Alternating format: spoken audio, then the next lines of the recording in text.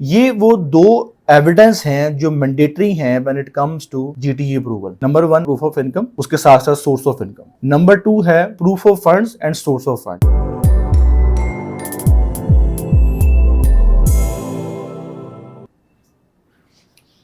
अस्सलाम वालेकुम and welcome to our YouTube channel.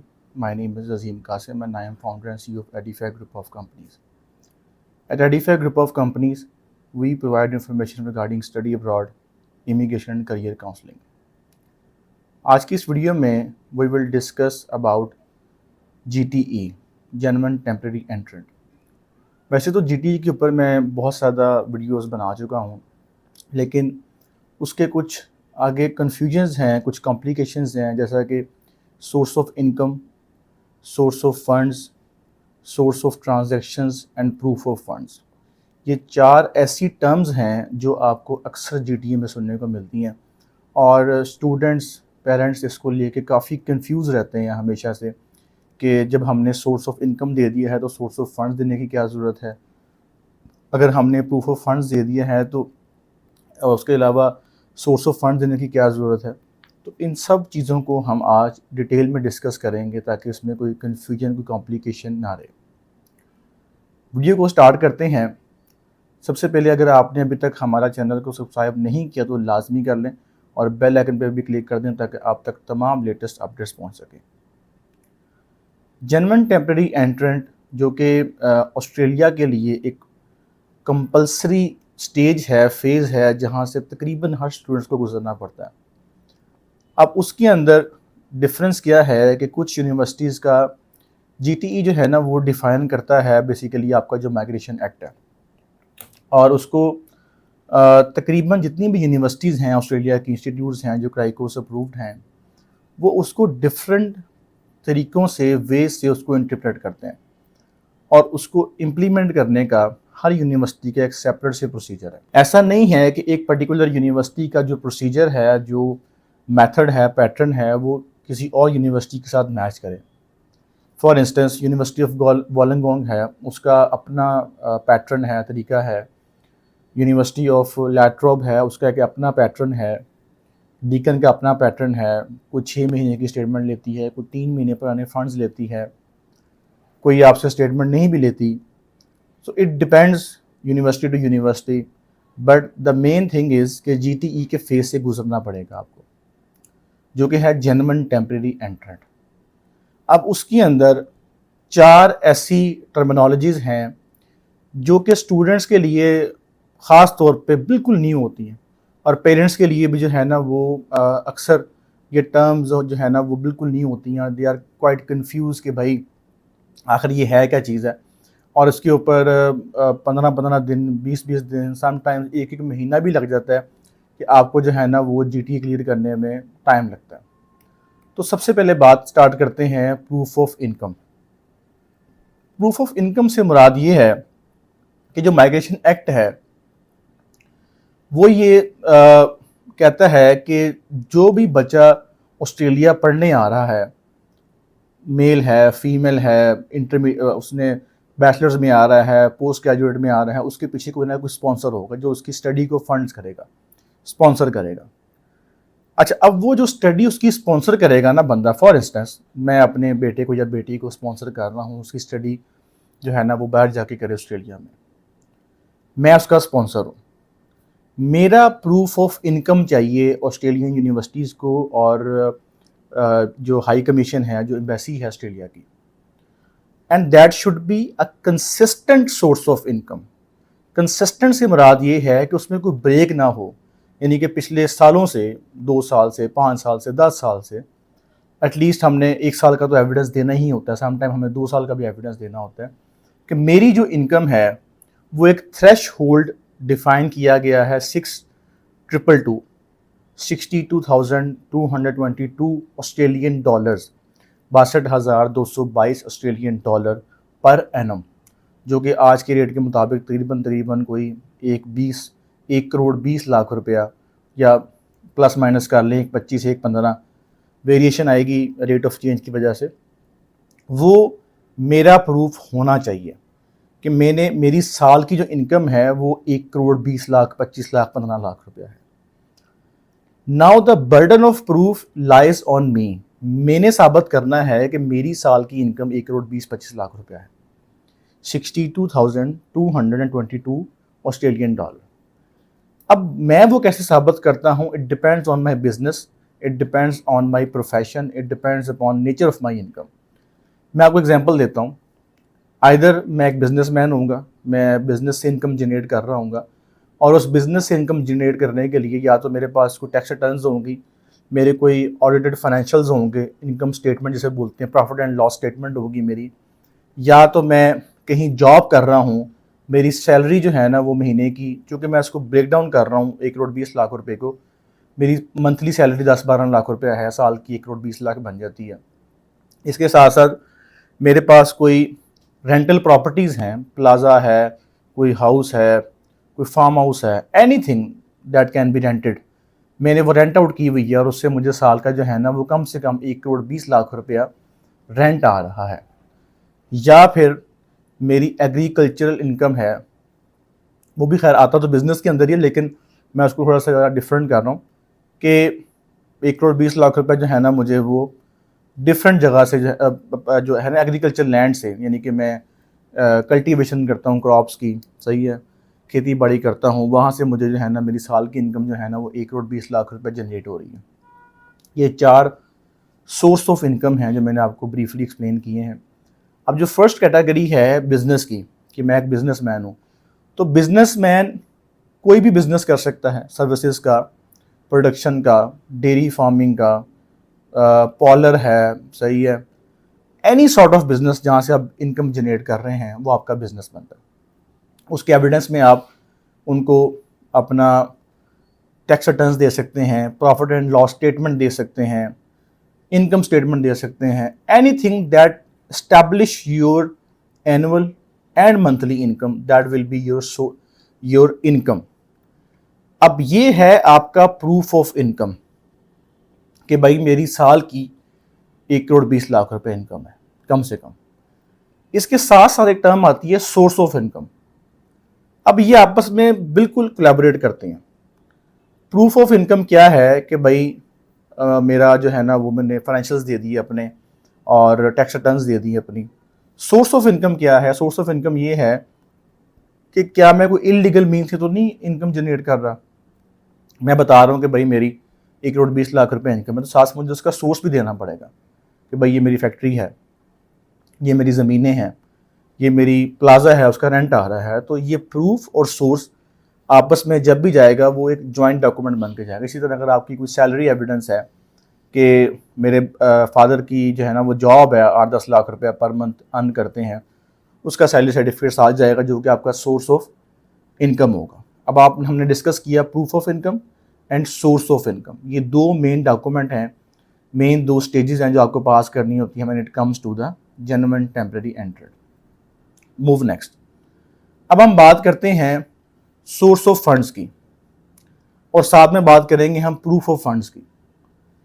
अच्छा, अब प्रूफ ऑफ फंड्स और सोर्स ऑफ फंड्स क्या चीज़ है and how it is difference from proof of income and source of income. Proof of funds ये चीज़ है कि एक तरह तो आपने साबित कर दिया कि मेरे फादर की स्पॉन्सर की इनकम है 62,222 ऑस्ट्रेलियन डॉलर। ये इनकम जो है ना ये बिल्कुल डिफरेंट है, ये तो आपने सबमिट करवानी ही करवानी। इसके साथ साथ आपने सबमिट करवाना है कि आपके पास वहाँ ऑस्ट्रेलिया जाके जब आपने रहना है तो आपके पास फर्स्ट ईयर की फीस और आपके पास फर्स्ट ईयर के living expenses 21,041 Australian dollar per annum, जो उनका एक बेंचमार्क है कि अगर आप यहाँ पढ़ने आ रहे हैं तो आपके पास इतने फंड्स 21,041 21,041 प्लस आपकी साल की ट्यूशन फीस। अब आपकी साल की ट्यूशन फीस अगर लेट्स सपोज 30,000 है तो 30,000 को जमा कर लें 21,041 में तो ये 51,000 ऑस्ट्रेलियन डॉलर बन जाएगा। ये है प्रूफ ऑफ फंड्स। जो हमने इससे पहले डिस्कस किया था that was proof of income कि भाई इनकम मुझे साल की 1,10,20,00,000 रुपये आ रही है।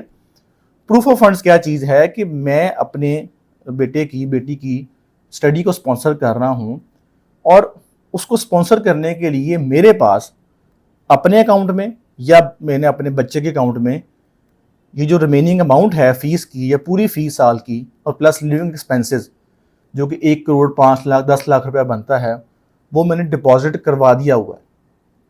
और जब ये ऑस्ट्रेलिया जाएगा, ये उसमें से अपने पैसे विड्रॉ करेगा और अपना ख़र्चा करेगा, और प्लस जो ट्यूशन फ़ीस है यूनिवर्सिटी की, वो जीटीई पास होने के बाद इसी अकाउंट से पे करेगा। ये वो दो एविडेंस हैं जो मैंडेटरी हैं when it comes to GTE approval. Number 1 हमने डिस्कस किया प्रूफ ऑफ इनकम, उसके साथ साथ सोर्स ऑफ इनकम। नंबर 2 है proof of funds and source of fund. अब सोर्स ऑफ फंड्स क्या चीज़ है? सोर्स ऑफ फंड्स ये चीज़ है कि एक तरफ आपने बता दिया कि भाई मेरी साल की इनकम 1 करोड़ 20 लाख रुपया है, ओके फाइन। अब आपने बता दिया कि भाई मैं अपने बेटे को बेटी को जो है ना वो ये उसका पहले साल का एक्सपेंस खर्चा सारा दे रहा हूँ, उसके अकाउंट में मैंने पैसे रखवा दिए हैं, और वो जो रिक्वायर्ड अमाउंट है वो 1 करोड़ 5 लाख बनती है, 10 लाख बनती है, वो मैंने उसको दे दी, इसके अकाउंट में रखवा दी। अब जो प्रूफ ऑफ इनकम है ना, वो कभी भी, जो हमने पहले डिस्कस किया था, वो कभी भी बैंक स्टेटमेंट से जस्टिफाई नहीं हो सकती। प्रूफ ऑफ इनकम कभी भी बैंक स्टेटमेंट से नहीं निकलती। जो प्रूफ ऑफ फंड्स है वो हमेशा बैंक स्टेटमेंट में ही होंगे। अच्छा, अब आपने वो 1 करोड़ 20 लाख रुपए दे दिया। नेक्स्ट क्वेश्चन इज कि ये जो आपने उसके अकाउंट में पैसे रखवाए हैं, 1 करोड़ 5 लाख रुपया, 10 लाख रुपया, 15 लाख, जो भी उसकी रिक्वायर्ड अमाउंट थी, इसका सोर्स क्या है? ये पैसे कहाँ से आए हैं? अब चूंकि आप एक तरफ कह रहे हैं कि मेरा बिजनेस है और मैं साल का जो है ना वो 1 करोड़ 20 लाख रुपया या इससे ज़्यादा कमा रहा हूँ, तो ऑब्वियसली देर आर 2 और 3 मल्टीपल सोर्सेज जहाँ से आप ये वाले फंड स्टैब्लिश कर सकते हैं कि भाई मैंने इस बिज़नेस से निकाल के पैसे जो है ना वो ये फंड्स में रखे हैं, या फिर मैंने अपनी सेविंग की हुई थी इन टर्म्स ऑफ प्रॉपर्टी। अच्छा, सेविंग्स के भी 3-4 मोड हैं, इससे ज़्यादा मोड सेविंग का नहीं हो सकते। आइदर आपके पास प्रॉपर्टी होगी, आइदर आपके पास गोल्ड होगा, आइदर आपके पास फॉरेन करेंसी होगी, आइदर आपके पास कोई टर्म डिपॉजिट होगा जो आपने जमा कराया होगा बैंक के अंदर, या फिर आपके पास कोई सेविंग सर्टिफिकेट्स होंगे, नेशनल बैंक के होते हैं या किसी बैंक के आप ले सकते हैं। मैंने जो है ना ये जो 1 करोड़ 20 लाख रुपया डिपॉजिट करवाया है इसके अकाउंट में, ये मैंने अपनी सेविंग को लिक्विडेट किया है। उसका आपको एविडेंस देना पड़ता है, भाई ये मैंने प्रॉपर्टी सेल कर दी है, ये मैंने गोल्ड सेल कर दी है, ये उसका एविडेंस है, ये मैंने गाड़ी सेल कर दी है। या फिर आप ये बता सकते हैं कि मैं अगर बिज़नेस कर रहा हूँ तो मेरा जो लास्ट ट्रांजेक्शन थी 1 करोड़ 20 लाख रुपए की, कपड़ा सेल किया मैंने, कुछ भी मैंने सेल किया, वो मैंने 1 करोड़ 20 लाख रुपए जो है ना इसके अकाउंट में डिपॉजिट करवा दिया है। That will be source of funds. Proof of funds and source of funds, ये दोनों एक साथ चलेंगे। Proof of income and source of income, ये दोनों एक साथ चलेंगे। नेक्स्ट क्वेश्चन है प्रूफ ऑफ ट्रांजैक्शंस। अब ये बड़ा कॉम्प्लिकेटेड है कि भाई जो आपके अकाउंट में पैसे आए हैं बैंक अकाउंट के अंदर, ये ट्रांजैक्शंस आ रही हैं 10 लाख की, 6 लाख की, 5 लाख की, 2 लाख की, या आपने एक साथ ही जो है ना वो ट्रांजैक्शन कर दी है 1 करोड़ रुपए की, इसका क्या सोर्स है? इसका क्या प्रूफ है इस ट्रांजैक्शन का? कोई ब्लैक मनी तो नहीं है, कोई 2 नंबर तरीके से पैसे तो नहीं आए? उसके लिए आपने वो जो क्रॉस चेक यूज़ किया हुआ है, या वो जो आपने पेमेंट स्लिप जो जमा करवाई है बैंक के अंदर, वो आप as a source of proof of transactions वो दे सकते हैं कि भाई ये मेरे ट्रांजैक्शंस का प्रूफ है। तो अब 3 चीज़ें हैं जो मैंडेटरी हैं, मैं एक बार रिपीट कर देता हूँ। Proof of income, source of income. Proof of income, source of income जो है ना कभी भी बैंक स्टेटमेंट से जस्टिफाई नहीं होगी। फॉर इंस्टेंस मैं आपको एक स्टेटमेंट देता हूँ, अपनी निकाल के देता हूँ, पिछले 5 साल की, पैसे आ रहे हैं जा रहे हैं, आ रहे हैं जा रहे हैं, क्या आप उसको देख के बता सकते हैं कि मेरी कितनी इनकम है? नहीं बता सकते, क्योंकि उसमें तो जस्ट ट्रांजैक्शंस हैं। प्रूफ ऑफ इनकम साबित करने के लिए आपको टैक्स रिटर्न्स चाहिए, आपको फाइनेंशियल्स चाहिए, आपको प्रॉफिट एंड लॉस स्टेटमेंट चाहिए, आपको ऑडिटेड अकाउंट्स चाहिए। अच्छा, इसके साथ साथ एक और चीज़ इसमें हम क्लब कर देते हैं, समटाइम यूनिवर्सिटी की रिक्वायरमेंट भी होती है इनकम के साथ साथ ही, that is net worth certificate. अगर तो आपकी टैक्स रिटर्न सबमिटेड है तो आपकी टैक्स रिटर्न्स के अंदर ही आपके एसेट्स डिक्लेयर होते हैं, तो वो आपके नेटवर्थ बनता है। अब आ जाते हैं proof of funds and source of funds. Proof of funds हमेशा जाएगा बैंक स्टेटमेंट की फॉर्म में, क्योंकि उसमें ऑस्ट्रेलियन की रिक्वायरमेंट ये है कि आपके बच्चे के पास उस कैश की, उस अमाउंट की इंस्टेंट एक्सेस होनी चाहिए। तो आप बैंक स्टेटमेंट देंगे, भाई मैंने अपने बच्चे के अकाउंट में 1,20,00,000 रुपया, 1 करोड़ रुपया, 1,05,00,000 रुपया, जो भी उसकी रिक्वायर्ड अमाउंट है यूनिवर्सिटी की, वो मैंने रखवा दी है और ये उसका प्रूफ है, मैंने ये चीज़ सेल आउट की है। एनीथिंग जो आपके पास अवेलेबल सोर्स है आप दे सकते हैं। Number 3 is proof of transaction, कि भाई की जो अकाउंट में ट्रांजैक्शंस हो रही हैं इसका क्या प्रूफ है। ये प्रूफ है जी, मैंने ये कैश जमा करवाया, ये मैंने क्रॉस चेक जमा करवाया। ये 3 major and most important elements of GTE. जब भी आप अपनी जीटीई पास करवाएंगे, जीटीई सबमिट करवाएंगे, आपको इन 3 फेजेस से, इन स्टेप्स से गुजरना पड़ेगा। अच्छा, अब इसमें फ़र्क क्या आता है यूनिवर्सिटी टू यूनिवर्सिटी। कोई यूनिवर्सिटी कहेगी 6 माह की स्टेटमेंट लेके आओ, कोई यूनिवर्सिटी कहेगी कि 3 महीने पुराने फंड्स लेके आओ, कोई यूनिवर्सिटी कहेगी कि 6 महीने से बैलेंस पड़ा होना चाहिए अकाउंट के अंदर। कोई वैसे तो जो रिक्वायरमेंट है उसकी ऑस्ट्रेलियन माइग्रेशन की, वो है fresh funds and fresh bank statement. उसमें कोई रिक्वायरमेंट नहीं है कि कितना पुराना अकाउंट हो, लेकिन हर यूनिवर्सिटी ने अपने फ़िल्टर लगाए हुए हैं और उन फिल्टर के मुताबिक वो मज़ीद जो है ना उसको स्क्रूटनाइज करते हैं डॉक्यूमेंट्स को। कुछ यूनिवर्सिटी जो है ना वो आपसे सिर्फ 2 फॉर्म फिल करवाती हैं और कहती हैं ठीक है जी हमने आपको एक्सेप्ट कर लिया, बट आहिस्ता आहिस्ता जैसे बाकी यूनिवर्सिटीज़ भी ज़्यादा इसको डिग डाउन कर रही हैं, तो देर आर चांसेस कि जो अभी थोड़ी सी लीनियर यूनिवर्सिटीज़ हैं वो भी आहिस्ता आहिस्ता इसको मज़ीद सख्ती की तरफ लेके जाएंगी।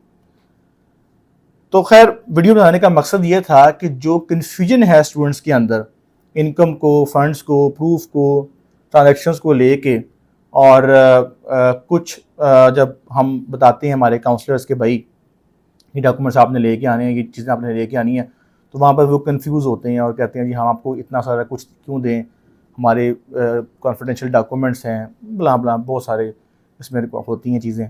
खैर वो आपको देना ही पड़ता है इन एनी केस, क्योंकि हमने उसमें यूनिवर्सिटी की रिक्वायरमेंट फुलफ़िल करनी होती है।